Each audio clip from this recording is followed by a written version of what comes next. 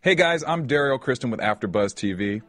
You know, I was recently looking to buy a car and I thought to myself, there has to be a better way.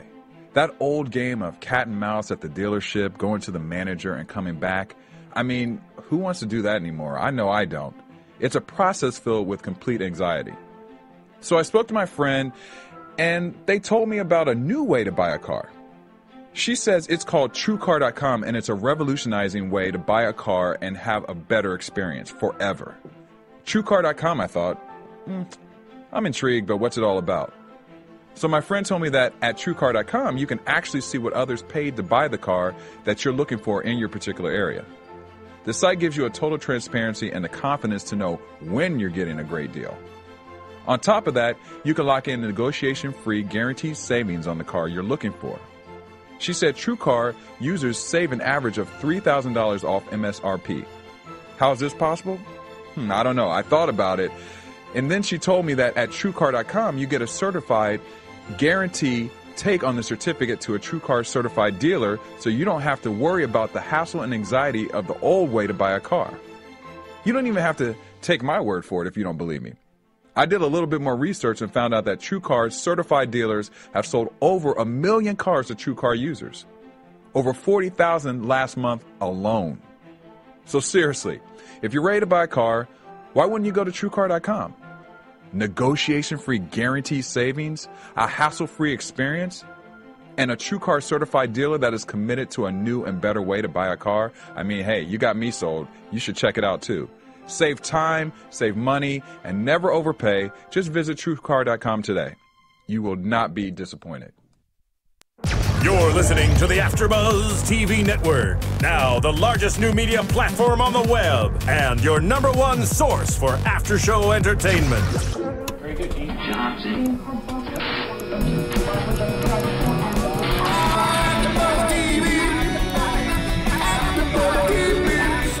The AfterBuzz Studios in Los Angeles, California. Presented by Maria Menounos and streaming live thanks to Akamai Technologies. This is AfterBuzz TV's Justified After Show.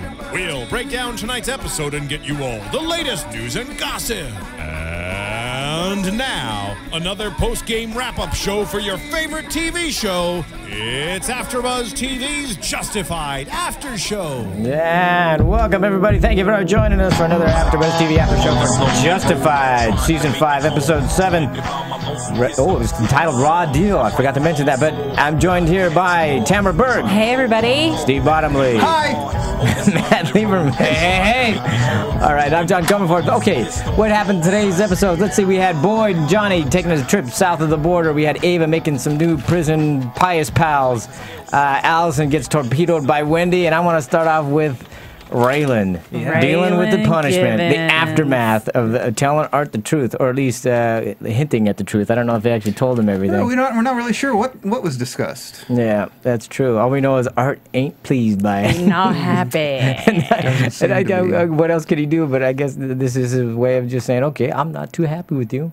And you're going to feel it. Yeah. Seems rather passive-aggressive after the big punch out. I was going to say, wouldn't you think that the punch sort of said that? Well, that's what I like about this, is that's what you're anticipating. Okay, punch, and then we're guys, and that's it. And it's, no, they're it's still continuing. both So, but do you think he's doing it all just to get Raylan so pissed off that he will quit, or is he trying to protect him from being out there because he wants to keep a closer eye on him or something? What's Art's deal? I think it's important. This is Raylan's a guy who bends the rules, bends the law, to enforce the law all the time. But in this case, he's not protecting the law. He's not upholding the law. He straight up helped commit a murder. He's an accessory to murder. Period. Right. A mafia execution. He's an accessory to a mafia execution. Art can't just let him off the hook for this. No, I get that part, and I agree with you. But it seems like you think this is what you're gonna do? Yeah. I mean, it seems kind of paltry in comparison to that. No, make his life a living hell. He still has to do his job, so it's either quit or deal with it. I don't know if he's trying to make him think about what you've done. Yeah. Because I don't think Raylan thinks about what he does at all. Yeah. You know, I mean, in the moment, but not long term. Well, so, and I think Art is a little bit conflicted about it. You know, he's not quite sure what he's going to do. Yeah. Well, I don't think he knows the whole story. He knows enough to know that he doesn't want to hear the rest of it. Right. So it's then either he shouldn't hear the rest of it because then he'll be in. Exactly. Then he'll be an accessory. Yeah. So, you know, I think he would prefer that Raylan just get out of there. He knows that he's a great lawman. He understands why he did it, but at the same time, you know, he has royally screwed the entire department. I agree, and that's why I'm going, why didn't he just transfer him? Why do this little dance Because here? that's too easy. That's too simple. This is the easy, simple thing. I'm just going to make him go away. I'm going to let him do walk-ins. Yeah. I'll teach you. Look, it's not the most aggressive way to deal with it, but at the same time, he knows that this is the sort of thing that will make Raylan miserable. Raylan can't be cooped up. He can't be depended on to do anything clinical or clerical. He's a cowboy. So what's the best way to ruin a cowboy? Chain him to his desk. Chain him to his desk and bore him to death. Right. So is that his ultimate goal? Is just to punish him a little bit in little annoying ways, or right? I don't think that there's a huge plan here. He never expected to have to deal with this, and frankly, I think he doesn't want to have to think about it. So until he can come up with a decision, or in this case, Raylan comes up to him and gives him his decision for him, this is just his way of just like, I'm just going to make you pay until I figure out the best way to repair this, if I want it repaired at all. I think he's just done with him. Well, and that's and I kind of thought that too, except for well, if he was done with him, he should have just gotten rid of him. You were bad for my office, and you have been for. That's it. I'm done. You just pulled a lot. You like you said, you now are an accessory. But to murder. it does feel like you just sit in that corner and you think about what you've done. I mean, there is a father-son dynamic here that it's like, okay, are you professional or is this familial or it's an odd choice to me. And but the good news is, Erica gets a lot more support. Yeah, I know. It's true. A lot more Rachel. Per the chief. Yeah, Rachel's right. Per the chief. She said when she was here, you know, Rachel's going to like get some badass, and she was pretty badass. Yeah. She was like telling it. In fact, Tim at one point says, "Oh, okay, boss." Yes, ma'am. Yes, ma'am. And for good reason too. Yeah. That part I like. I'm trying to remember. I feel like it was last season or the year before when Art is running down, you know, who his deputies are and who would eventually take over his office when he goes. Right. And he's like, you know, Rachel's the obvious candidate, but, you know, she doesn't have the confidence to do it. You know, Tim is not a leader. And Raylan, Raylan could, you know, be a very effective deputy marshal or even a very effective marshal, but he doesn't respect the job enough to be able to lead. Yeah, and I don't think he'd ever sit behind the desk either. He'd never want to be in the office. I just don't see him doing that. I'm shocked that he wants to go visit his kid. Yeah, well, I think all that's a cover. Yeah, that ain't real. Okay. Boo. Sorry. No. But they did finally have the discussion. Yeah. If you want to call it that. Yeah, they held it off the entire episode until the end there. Yeah, I loved it because it was what was not said. You know, the subtext was huge in that. And it was Raylan's basically saying, "Look, I am who, this is not a surprise to you. This is who I am. And you've been okay with who I am this whole time." And he's like, I can see where he's pissed with Art, like, nothing changed. And Art's like going, everything changed. Yeah. Do you not see how everything's changed? And I'm not going to explain to you how everything's changed if you can't see it. Right. So I thought it was great. Yeah, Raylan's saying, you know, you let me be the cowboy when it was convenient, when it was bringing in all these cases, when I was closing cases for you. But, you know, this comes with the territory, and I see no difference in it because I'm going to dole out justice however it needs to be dealt out. And, you know, Art is basically, saying, you know, everything has changed because of this. You've dragged down my department. I think it also, the reason why he's a bit reticent to cast him off onto some of his colleagues is that, well, I don't necessarily know if I can let him damage someone else's department as much as he's damaged mine. Yeah, when they're talking about transferring everything, you know, Art's going, well, that means you're somewhere else. You know, and God help that department. Right. So as much as Art would want to transfer him, I think he's also thinking, I got to keep him here. Under my thumb. Yeah, but he's going to keep him under his thumb for what, 3 more months? Well, whatever it is, 6 more months. And he's going to have to change the dynamic because Raylan's like going, you're either going to treat me like a deputy again, or you're going to transfer me, one or the other. Well, I think more than anything, this discussion right here tells us what's going on through Art's head. Is he has no real good answer. Yeah, I don't think there's nothing really that he can do that really help the situation. Because he can't accept what he did, and if he can't accept what he did, then Art can't accept what Raylan did. And the only way that this fixes is if Art says, okay, I'm cool with it. And you're not going to change Raylan. Raylan. His spots are. You're gonna change Raylan before you change Art. That's so. right. Yeah. So. But okay, so anyway, but he makes Raylan be a walk-in or take all the walk-ins that come in. So that's where Larry comes in. Larry with a full attitude coming in already. Larry, the professional backgammon player. Yeah, I was like, wow, I didn't realize they made a lot of money backgammon. I play backgammon all the time. I don't make a lot of money. $250,000. Oh yeah, cool, absolutely. $250,000. If anyone I gotta get in on bullet. that. Yeah. This is that Oh, guy. he was great. And I go, I just find it so funny that these people walk into a Marshall's and he walks in with such attitude. I go, this is the guy that's supposed to be helping you, and you're going to give him shit already? Right. Yeah. And I went, okay, how's that going to go over for you? Not great. Yeah, isn't that a really good? I mean, he may be great at backgammon. I don't think he's good at judging people. Because why would you do that to a guy like Raylan? Yeah. No, his people skills a little off. And he's obviously not the smartest because as Raylan pulls up the website, Marshall with 2 L's, and he's been had, and he goes off on a rampage trying to find TC. Finds him pretty quickly. And got muscle with him. Mr. Kemp. Yeah. Yeah. And ends very, very poorly. As soon as Kemp finds out exactly how much money it is, no problem, just blowing him away. Through the phone, by the way. Right, interesting, because the phone was recording their conversation. So exactly. 2 birds, 1 bullet. Nice, nice. Had he had a Nokia, he would have lived. Right? Yeah. Those things are invincible. Again, pretty hip over here. You have to say, though, when that bullet went through that online. phone, there are many times I've wanted to do the same thing. Shoot people through their phone. That's funny. So it's a little wish fulfillment on my end. There's some states you're getting closer you can do that. No lie. That's right. I'm standing But that's my ground. kind of their. Oh no, I was gonna say that's kind of their thing. But that's Kemp, and I believe that's first phone through the head. Yeah, we've had on the show. series. I believe through so. and through there. I think it's the Is first there an I've ever app for seen. that? Just wondering. So, and finally we met Candace here, so that's nice. She plays later, so that's great. And I love this character of TC, this guy who, he lost his leg and then, found out how to hack and how to phone freak, whatever that is. Right. I love that he's always caller number 7. Okay, but wasn't it great that until you knew, you didn't know. Right. That he had only one. Yeah, it's like, what? How many legs did he have? I like they revealed it with Raylan's reveal. So we got to see it when he says, like, what the hell? Because I was going, why isn't Raylan chasing him? Yeah, that was a little, it's like, what the hell? Yeah.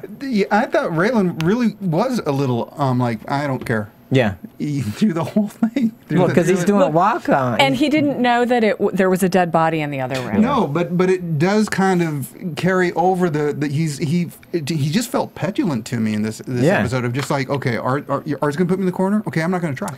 Yeah. Okay, he's running around. I mean, he had plenty of time. He could have drawn on that guy. Yeah. He could have, Well, as soon as he saw the blood, I mean, I know the guy took off, but he never. That's the other thing. He goes, now I think you need to come in. And now the guy's going out the window going, okay, stop. And I think he's just kind of blown away that it's this one-legged guy. Because also, this pole is not super close to the window. I know. So I'm like, did he use his prosthetic leg to slide down a cable of some kind to get to the pole? Like a zip line. Yeah, like a zip line. But it's a lot like when somebody is blind, their hearing is improved. So his one leg that remains has got super strength. He's got superpower legs. Yes, exactly. Superpowered leg. Excuse me. Yes. What is that? A zip leg? Yeah. Is that what you're describing? But normally Raylan would have chased after the guy. Probably would have. Especially when he saw your one leg, you would expect him to go after him because he could get to him twice as fast. Right. So did he feel like it wasn't a fair fight? No. Is that why he didn't? But instead of going chasing him, he goes looking through the house. Well, he also I guess he saw the blood and he figured, well, got to figure out what that is. Yeah. Well, he underestimates the guy because he made the mistake and put 2 L's on the website. So of course Raylan is not going to think this guy's very smart. Right. Bumbling criminal. When it turns out that this guy actually knows his stuff pretty well. He's pretty awesome at it. Drains his bank accounts, causes his card to get all ripped up. He's not happy. Right. Oh, and even the emails. And the little, made a Marshall. The blog post, yeah. Made the Marshall my bitch. they had some really good lines in this episode. They called him Bitcoin and so I love that. God, no. Technology to reply to a post is decades away. That was my favorite moment of the show. Oh, yeah. Chris. Introduced to Chris. It's like all these great characters coming in. I mean, I don't know if we'll ever see Chris again, but he was great for the... Kind of a dick Tim. Chris. Yeah. Tim goes for the fist pound, and Chris is like, what are you doing? And again, I'm going... These guys they carry guns, you carry a laptop. What the hell are you doing? Yeah. Well, I mean, which one is a better weapon in this day and age? Well, when you're facing each other, the gun. Yeah, probably. I have one little Easter egg in there. At one moment, I think it's Tim who says TC, TJ, ACDC, whatever. Yeah. The actor's name is TJ. Who plays that's TC. so funny. Isn't that funny? Yeah. That's good. Nice. So there you go. That's weird. That's great. You know, I love seeing Raylan and TC kind of interact over the course of this episode and sort of size each other up. They got along a little bit. Yeah, absolutely. You know, this episode really kind of reminded me of season 1. Where it was more episodic, where Raylan had to solve a crime every episode. Right. Yeah. They had the storyline we're all watching, Johnny in Mexico and the Crows and the Crowder. Yeah. And then the other half was this little episode that was just kind of like, we got this. I think let's use this. It was nice to see. But it did kind of throw me back to season 1. Right. Season 1. We don't want to see Raylan painted into this corner for long, I think is what you're saying. Well, and they do that from time to time. There was the last season, the 2 kids who and the junkyard and the shooting in the foot and all that kind of stuff. Right. That went over a couple episodes. But they do this regularly. And I did read that the one-legged guy who climbed out a window down a tree and flipped off the marshal was a story that was told on set by one of their technical consultants, one of their marshals buddies, who was also a marshal. Told that story to Tim Oliphant. And so Tim Oliphant, that's how it ended up in an episode. So it's based on a true story. One-legged guy climbing out a window and flipping off the marshal. Well, there you go. Nice. Look at that. Yeah. The thing is, though, when you have an arc that takes a season and then you start dropping the little episodes in, for me as a viewer, I'm kind of like going, okay, how important is this? Because I'm thinking there's going to be some sort of tie-in over the overall, and it's like, it's just a little vacation storyline. Okay, so if you feel like it's not quite filler, but it's not the most interesting or the most compelling step in this journey. Because it takes me out of the other story a little bit, where I'm thinking, how are they going to use a computer guy? I mean, what as opposed to why are we introducing him instead of moving that storyline forward? I think which is because they have what do you say, two seasons, 2-season-long finale. Exactly. So I think we're probably going to see that a few more times. I'm just saying, be ready, people. Yeah.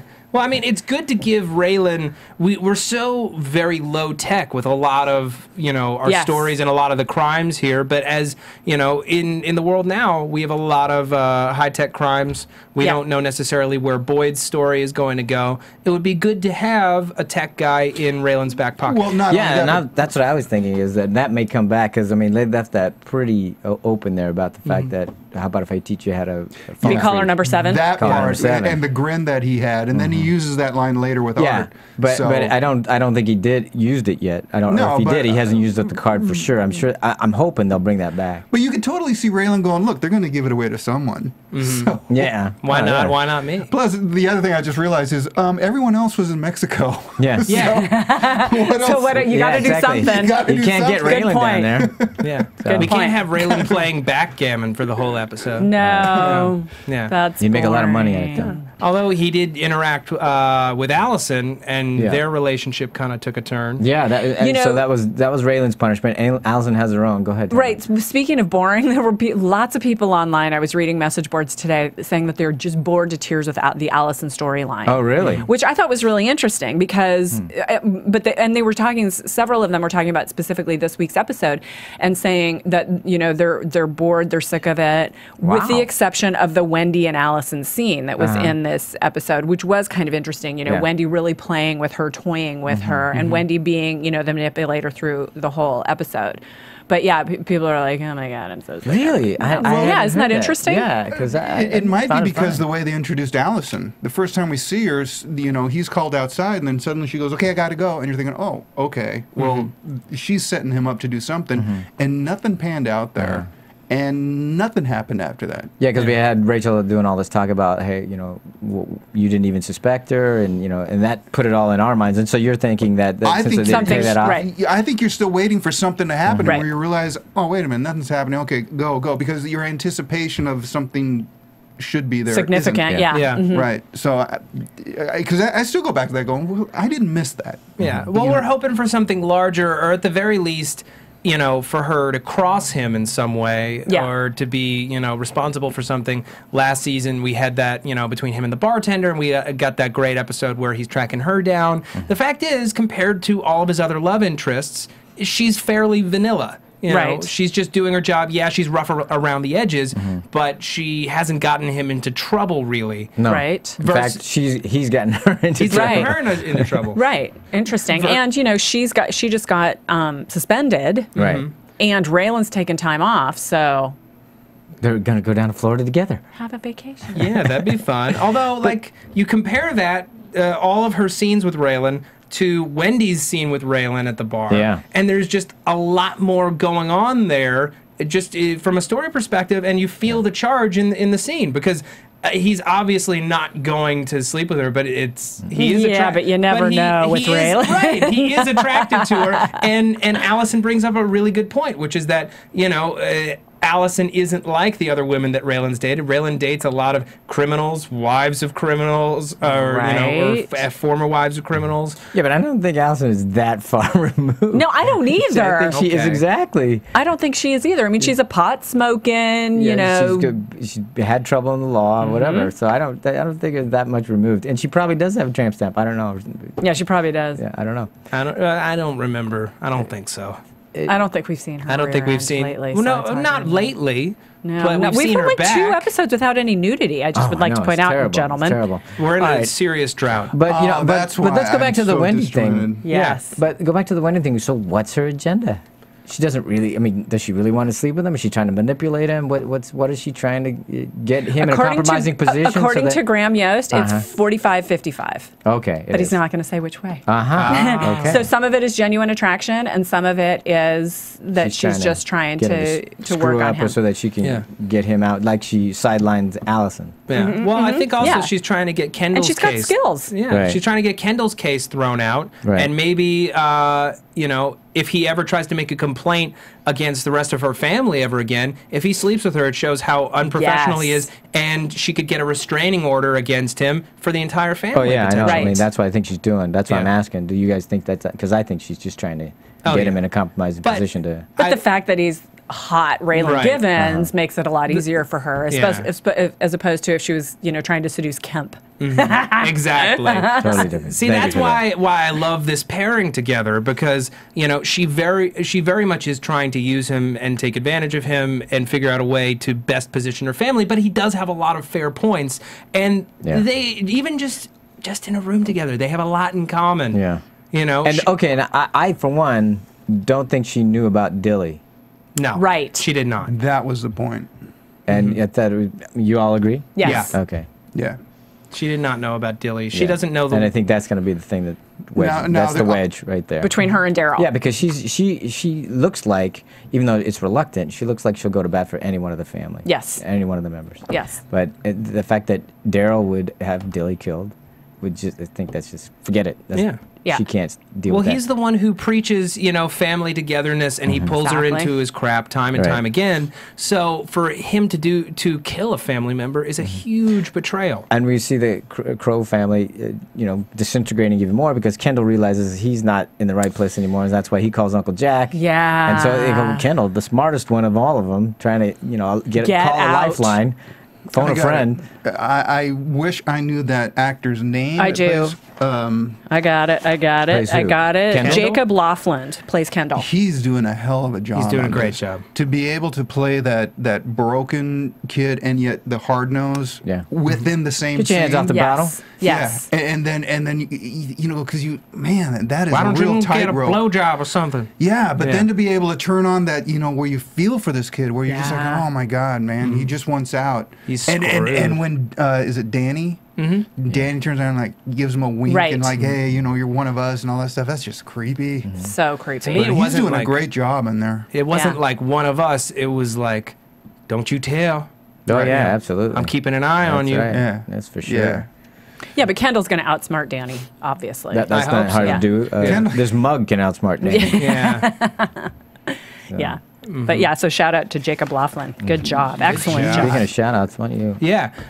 So here's the thing, gang. We here at AfterBuzz TV, and I say this all the time, so don't skip ahead, because it is important, okay? We here at AfterBuzz TV, we put out over 68 hours of free content a week. It's a staggering amount of content, and you can download it, you can stream it, you can watch it, you can listen to it on any of your devices. We live in an amazing time. We live in the future. The Jetsons couldn't have imagined podcasts. They didn't know anything about podcasts. You just asked them not to speed over this. No, they shouldn't, because this is all gold right here. All right. But here's the thing. We do this show because we love Justified, but more importantly, because we want to be able to inform and entertain everyone at home. You've made us a part of your lives, and I feel like you're a part of ours, and we're very, very grateful for our amazing audience. But what could you do to help us out if you were so inclined? I'll let you know. You go to iTunes, slap the show with a rating, give it a review. It only takes a second, doesn't cost a dime, and seriously means the world. Not only does it light up our day to see your wonderful comments, but it's the best way to show our bosses, the heads of this network, that not only are we doing our jobs well, but that the audience is responding to it positively, that they're big fans, and that we deserve all the time in the world to record, that we can get all the best guests in the world. It really means a lot. We got one review in the past 2 weeks from Train Number 8. Love it. 5 stars. I watched this show, then rewatch after listening to the podcast. Yes. Great stuff. Only took a minute to write that, but it seriously makes a huge difference, so thank you.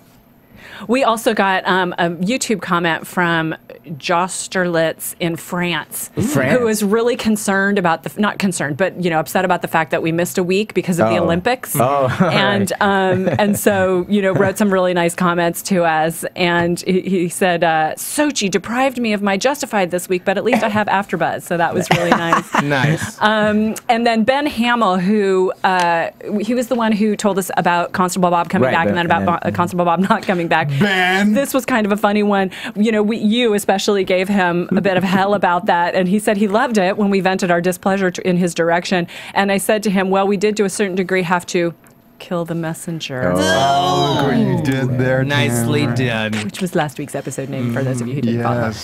Also on iTunes, you guys are great. Love the insight and energy. You make my commute to work a lot easier, and I hope Baby Dewey does not go to the dark side. I know. We're talking about that. I think he already has. They had a lot of isolated shots on Dewey. I know, didn't you? I mean, Yes. especially in the desert there. Yeah, and when he's looking at the calendar. All right, yeah, I know. All right, before we get to the we got to talk Ava and the Heavenly Mother. Yes. Because that whole prison story is taking on a new dimension. And, that just got a little weird, didn't it? Mm-hmm. Well, I mean, these prisons, it's pretty messed up what's going on in there. Well, now she's in the big house, too. Right. And we realized that Penny, who was being kind to her, wasn't just doing it, out of sentiment. She was looking for her replacement. Absolutely. Yeah. Yeah, trying to get out of the life, as it were. The woman who plays Judith, what's her name? Dale Dickey. Dale Dickey. She's in everything. She's fantastic. I know. She is fantastic. I remember her from Winter's Bone, of course, but also Breaking Bad. The ATM scene. Do you remember? Yeah. Oh, yeah. She was so good in that. Very good in that. So. She plays meth. Yeah. I don't know. Post meth or whatever. I mean, prisoner. Yeah. What are you talking about? She's high on religion. Yeah. Good old time religion. I love how Ava is yet having to deal with religion. But I also like that. The Heavenly Mother was saying, "Oh, yeah, you don't believe in religion. With your election, you wouldn't have to." I mean, I thought that was a great line. Yes. A little bit of insight into Ava's world. I know you, sister. I know what it is. She also threw in, waiting for your man. Yeah, that was another little. They hit a couple of points. A couple of nice digs. Yeah. But Ava's taking. She's taking some initiative. Yeah. Well, it's you've got to make prison interesting because the first couple of episodes that she was in prison, she was just cause she was in local jail, but now she's in the big house. But yeah, they've got to make prison interesting because it's been driving us crazy. Yeah. They are. Yes, they are. Yeah. It was so darkly funny when Penny's like, no, don't worry about it. You'll get used to it. I mean, he's kind of big, but you'll He's a handle nice it. guy. He's a very nice guy. Gross. And but I thought that was after they were introducing each other. Hey, how you doing? It's good to work with you, and all this other stuff. Yeah, it's all professional. Yeah, very professional. Yeah, well, because she had no idea what she was getting into until that moment.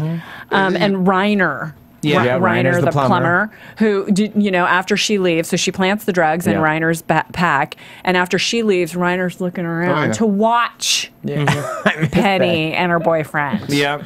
Well, you said it yourself. You have to make prison interesting. Yeah, that's true. It's true. So, I mean, if you're working in prison, you take advantage of the perks. There you go. Free porn. Terrible. So, oh my God. That does. I am questioning. Do you think it was like, I'm not gonna sleep with a guard. I gotta figure this out. Or was she thinking that far ahead, where I'm gonna take over the? No, I think it wasn't just the whole guard thing. I think she realized, well, this is my way to have power in here, because if I'm the one supplying the drugs, nobody's gonna mess with me. Right. See, I personally thought it was a pure survival thing. I thought it was I'm not gonna sleep with a guard. I'm gonna do what I can. I bet I could get drugs in here if I wanted to.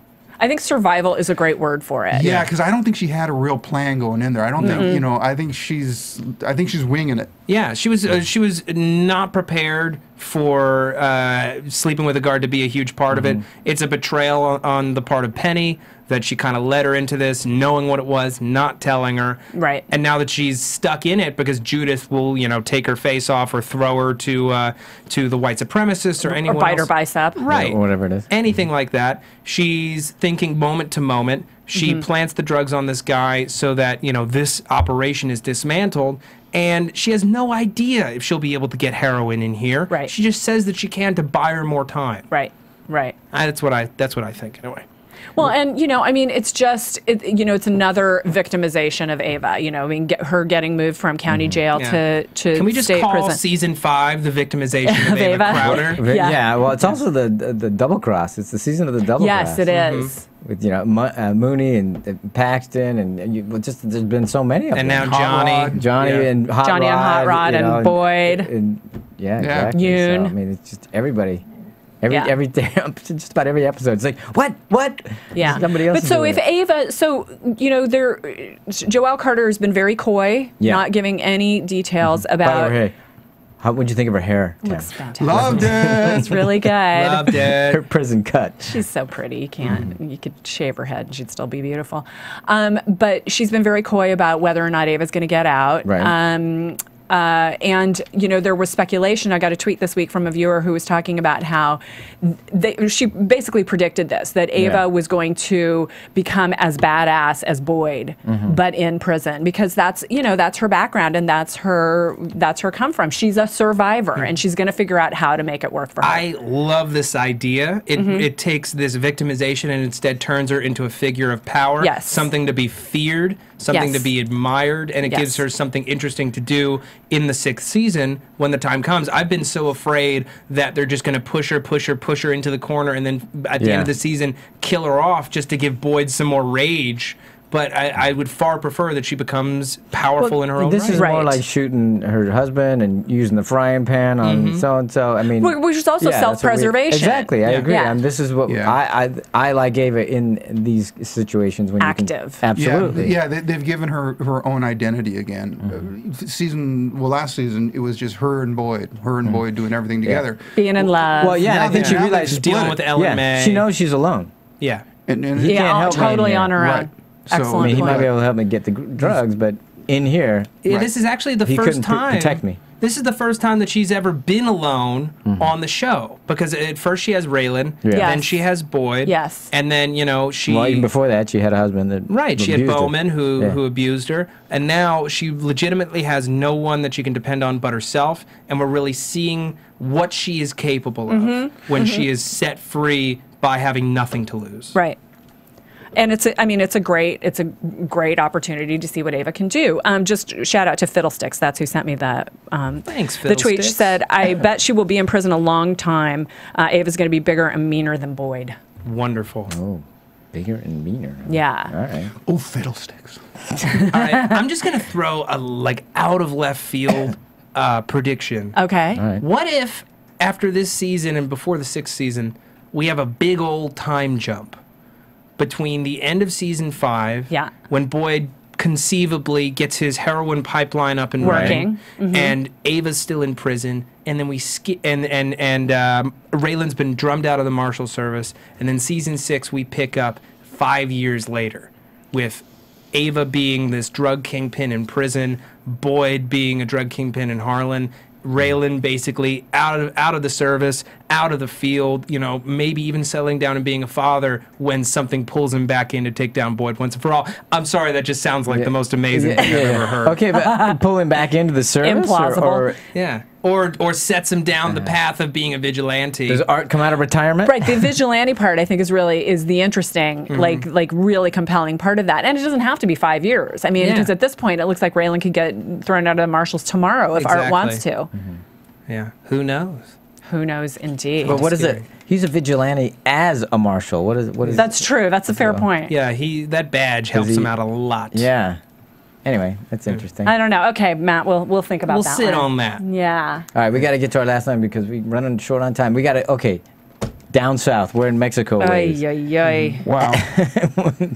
didn't see any of it come. I thought it was great, just the little visual metaphor we got with the hood being put on Johnny. Then when it's removed, there's just nothing more ominous than seeing a hood go over somebody. That's but that was a little foreshadowing of the double con going on here when you pull the hood off and it's Boyd. And I was like, what?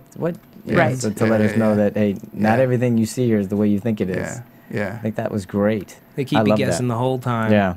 And even just at the top of the episode, I love that we didn't get that question answered of like, what are we going to do with the crows when they bust in on Hot Rod's place and no one's there? Yeah. And we find out, you know, they have this elaborate plot. They know that Johnny's coming there to double cross. They get to Yoon ahead of time, and they make it all go down their way with one condition. No bodies dropped in Mexico. Oops. Oh, and give us the money. Yeah. Right. So, well, we were talking before. Boyd used Johnny's money to buy Johnny. Yeah. It's a brilliant play. Right? It's a really good play. Like, damn, and that's a really good play. I loved how they just held that. Didn't give you, for me, they didn't give me any hints at that at all. No. So I was like, what the hell? No. I really liked when they were sitting in the garden or wherever in the front yard. Oh, yeah. Yes. Talking about Jenny Wright? Yeah. Jenna Wright. Jenna Wright, but just all the plants around them, and it was like they were camping or something. It was really just, the setting was really unless good for they're, that. you know, except for the fact that their hands were bound behind them, they could have been having a beer. Yeah. Right. And he was talking about a six-pack, too. They're just reminiscing. Well, they still could. They could just, drink. Right. Okay. Need a really long straw. They could feed each other. Yeah, exactly. Yeah. Oh, okay, good sorry. place to be cooperative. Like, you used to bring me six-packs when we were younger, back in the old days. And that's one of the things that I think adds charm to all of the interplay and relationships on this show is because we know everybody's known each other for 100 years. I mean, Raylan and Boyd were boyhood friends and played baseball together and, all that kind of stuff. So it really adds that extra layer and reminds us of who these people are and how far they've come. Yes. And it made a perfect little setting for Boyd waxing philosophic about knowing his demise for years now. Yes. What do you say? What is his definition? I have it written down, but I don't have it memorized. Oh, okay. What the death comment? What else is there? Something about standing naked in the sun, naked in the wind, and melting into the sun. A Khalil Gibran quote. He recites Khalil Gibran. Yeah. Wow. And again, Graham Yost said, "Yeah, I'm pretty sure that was a Walton line." Wow. Actually, because he fancies Boyd being very, very literate. Yeah. Well, he had it makes him more interesting. I forgot to watch Johnny when he was doing that. I just, what a great opportunity for him to just God, I can't wait to kill you. I'd like to see you melt into the sun. I can't wait for you to die. Yeah, well, and Johnny really was. I mean, he was making such great moves up until then. I mean, he must have up until that one, right? Well, I know, and I love the way he said, I'm just glad it's going to be me that put you in that peaceful place. That's what he tells Boyd. And at any point, it could have happened. One of them was going to kill the other somehow or another. They both were sure they were going to be the one holding the gun. Later on, when he's talking about you dying in the desert, and I'm thinking, wow, still. Because now there's going to be Johnny's in a truck and they're going to figure out how to and I'm seeing Raylan going out to get. No. That did not happen at all. Well, here's the thing that gets me, and that I was thinking about for the last couple of episodes. You know, they get to where the truck is, they're about to throw it open and reveal the drugs, and it's just packed full of crows. Right. A murder of crows. A murder of crows, going back to the first episode of the season. Yes. And they come out, and Danny screws up, and they start shooting everybody, and all of a sudden we've got a pile of bodies. But does he screw up? He does screw up. No, I agree in overall scheme, but he looks at Daryl, and Daryl kind of looks at him, and it looks like give each other the nod, the little they look give between each other. signal. And then Danny, they also did an isolated shot Danny, of the way hands. he's saying is he pulled. He didn't pull. Yeah. No, they did an isolated shot of the guys. The guy's hands are just hanging there. Yeah. You know, they made sure you saw that he did not pull. No, did not. No, it wasn't a screw up. That was a setup. It was a setup between Daryl and Danny. But the thing I don't get is why just yet. Yeah. Well, but on the heels of that, that moment was so great because you know it also robbed Boyd of the slow death that he wanted to give Johnny. He got so angry. And what a great way to go. I mean, you know, Johnny halfway through and then he's gone. And it was like, no. But it's interesting. The shot they went to was Dewey. Yeah, again. Dewey looking at, realizing, what the hell am I in here? Yeah. I mean, what am I into? I mean, I think that was very interesting that they chose to have the reaction on Dewey. Mm-hmm. Yeah, that is very interesting. I'm glad Johnny's gone. I mean, I love David Meunier. Yeah, and I know we all do. Yes. But I wanted him dead last season. Now he's dead. Okay, great. Let's give Boyd something else to fixate on. 99% dead. 99. He's probably dead. Shot in the face, dead. And now they have to figure out how to get these bodies out of Mexico. They've disappointed Mr. Yoon. Oh, and that is not somebody you want to disappoint. Before we get to that, does anybody have any theories? Are we going to predict about what the crows are up to? What are they up to? I don't get it. Daryl and Danny. Daryl and Danny. Why? It was outside of Boyd's purview, so I can't think who would be pulling the strings if not Boyd or Johnny, unless... Yeah, so they have their own thing, their own reason for it. I think it's the two of them. I think it's Daryl and Danny. But I can't figure out what the hell it is. Securing their jobs. But is it a thing where they made a point, don't leave bodies in Mexico? Right. Now, I don't think Danny and Daryl know that rule. They don't know that rule. Well, they weren't there. No. Right. So their action, that was just an unfortunate sideline of their action. So it's not based on like trying to screw Boyd to that degree. That really looked to me like, okay, they privately, before all this went down, Danny and Daryl got together and Daryl said, okay, here's what we're going to do. For whatever reason. Yeah, and we just don't know what that is yet. See, maybe I'm simple, maybe I'm just thick. I didn't catch that moment. I thought that was just Danny being Danny and just going ahead and just shooting everybody because that's who Danny is. I originally thought that, but when I looked at it again, I went, wait a minute, because I saw the look between Danny and Daryl, and I saw that nobody pulled a gun, and so why would he, Anyway, we'll find out. Well, I'm sure we'll find out. Yeah. All right. But I do agree, you're a little simple. So, and then, of course, we've got the whole thing about Yoon. Well, how are they going to tell handle Mr. Yoon we have a problem? I mean, what's the problem? They just bury the bodies, right? No, because you can't bury American bodies on Mexican soil. You got to cut them up and dissolve them. Do the cartel stuff. Because they're on the desert. Who's going to know? Well, you know how many bodies are buried there now? It's not like they're gonna miss any of these guys. I was thinking just you got a truck. Simple, aren't you? I'm very simple and very thick, and I personally believe you can't bury a body in the desert. You can't bury a body in the desert. The Mexican desert where they're won't looking. allow it. Plus, Breaking Bad shows you how to dissolve a body. It's true. And how to bury things in the desert. Yes. As a matter of fact. All right, so we're running out of time. So we are. They do. I'm sure those questions will be answered next week. But before we go, we're going to talk news and gossip real quick. Tammy? We don't have time for much, so just pick one. Yeah. So sad news. Last week, on February 20th, Sarah Elizabeth Joan, a camera assistant, was killed on a train track trestle after she was hit by a freight train during the filming of a biopic on Greg Allman in southeast Georgia. There's speculation as to the cause of the crash, which also injured 7 other crew members. As far as responsibility of, was it the train company or was it the production company, permits and all that kind of stuff. The International Cinematographers Guild said in a statement that it was shocked and saddened by Jones's death. The Guild described her as a well-respected camera assistant, much loved by those who worked with her. But the news that I wanted to discuss was the campaign that began just days after her death on Facebook. The campaign called Slates for Sarah encourages colleagues to post notes of support and remembrance to Sarah on their slate boards as they're filming, and then post the pictures on a Facebook site. Oh, nice. Revolution, Persons of Interest, Rizzoli and Isles, Vampire Diaries, which was a show that Sarah worked on, Criminal Minds, Glee, Parenthood, Foyle's War, Downton Abbey, as well as Justified, all posted pictures on their slates with words of support and remembrance for Sarah. They did everything from writing just R.I.P. Sarah or for Sarah, and others who said simply, Sarah Jones, never forget. One poster was told that he couldn't write anything on the slate board, so he actually wrote for Sarah on his thumb, which was clearly displayed every time they used the slate and held it to the camera. The aim of the site and the process of making slates for Sarah was to remember her as well as raise awareness for always putting safety first on the set. So safety before shot, as one poster had put it. Pictures of support were posted from all over the United States, as well as Puerto Rico, Ireland, even Singapore and South Africa. And that's just been in 2 days, because it went up on the 24th. So if you have a chance, take a look at Slates for Sarah on Facebook. When I last checked, they had nearly 32,000 likes on their page. And there's a petition to have her added to the in memoriam this Sunday at the Oscars. At the Oscars. So you can find that as well. Yeah. So check that out, and thoughts and prayers to Sarah's family. You'd think you're covered. You'd think everything's good. And that's what everybody's talking about. Well, that's the thing, right? When you're a crew member, they tell you, the camera comes first. Do everything to save the camera, save the equipment. It's worth, it's worth more than you are. When I was coming up doing small sets, that's what they always told us. And, they preach safety, but more often than not, sadly, it isn't often followed.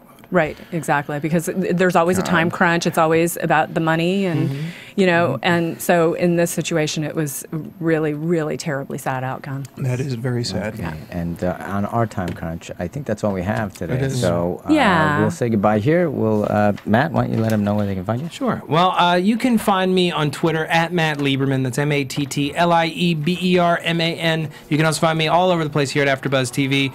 Helix and Lost Girl on Sci-Fi, Banshee on Cinemax. Got the new show on ABC, Resurrection, coming up Sunday, March 9th, that I'm going to be doing. Also, Cougar Town, Agents of S.H.I.E.L.D., and Almost Human. And if you're in LA and you love live comedy, you can come see me perform at the I.O. West Comedy Theater on Hollywood Boulevard, 6366 Hollywood Boulevard. The next show is Sunday, March 9th at 9 p.m. I'm performing as a member of DJ Fawcett. There you go. Tamara. I am at Tamara Berg, TamaraBerg on Twitter. Also, my website is tamaracentral.com. We do have guests coming into the show in the next couple of weeks. Yes. So do check, even if you don't have a Twitter account, do check Twitter, because we put out notices of letting know who's coming on the show so that we can get your questions. So keep an eye on that. Great. Bottomley Steven, Twitter. Then you can find me here next week. All right. All right. On behalf of everybody here, we want to thank you very much for tuning in, and we will talk to you next time. Thanks for watching. From executive producers Maria Menounos, Kevin Undergaro, Phil Svitek, and the entire AfterBuzz TV staff, we would like to thank you for listening to the AfterBuzz TV network. To watch or listen to other after shows and post comments or questions, be sure to visit AfterBuzzTV.com. I'm Sir Richard Wentworth, and this has been a presentation of AfterBuzz TV. Buzz you later. The views expressed herein are those of the hosts only and do not necessarily reflect the views of AfterBuzz TV or its owners or principals.